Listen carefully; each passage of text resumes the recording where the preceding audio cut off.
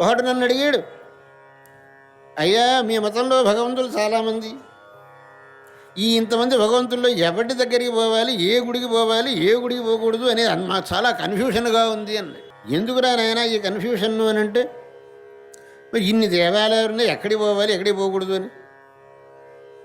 చాలా పొరపాటు, నీకెవడో మా సిద్ధాంతం సరిగా చెప్పలేదు. ఉండేది ఒక్కడే భగవంతుడు. ఎలా చెబుతారు? శృతి. శర్మగారు అన్నాడు కదా, స్వాముల వారు ఏం చెప్పినా శృతి.